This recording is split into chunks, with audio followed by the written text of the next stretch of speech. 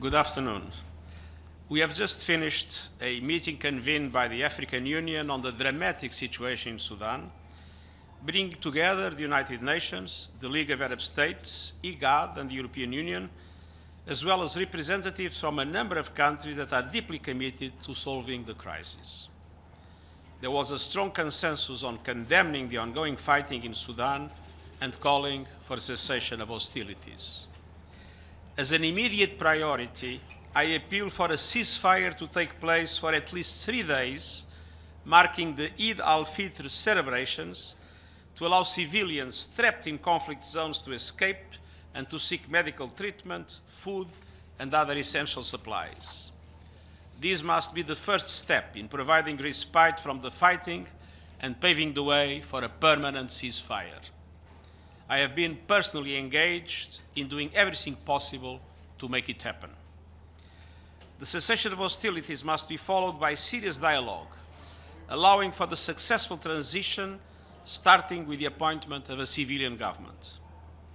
The fighting must stop immediately. I am deeply concerned about the terrible toll on civilians, the appalling humanitarian situation, and the horrifying prospects of further escalation. Hundreds of people have been killed and injured.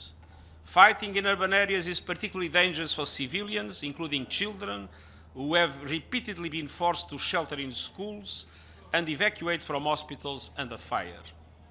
This is completely outrageous.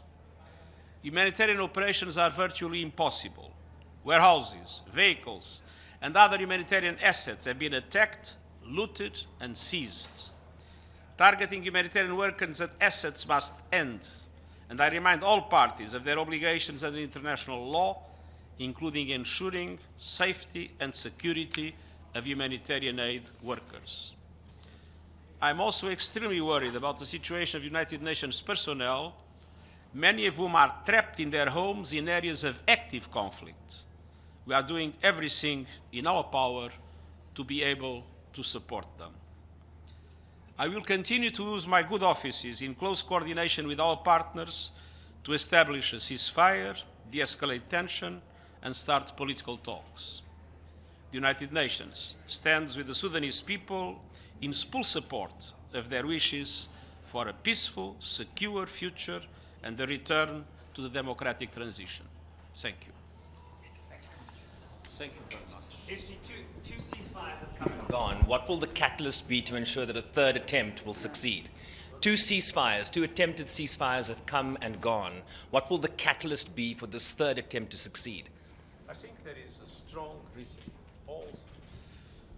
All parties to the conflict are Muslim. We are living a very important moment in the Muslim calendar. I think this is the right moment for a ceasefire to hold. And this ceasefire is absolutely crucial at the present moment. We have been in contact with the parties. We believe it is possible, but everybody must be united in putting pressure for the ceasefire to take effectively place. Thank you. Thank you.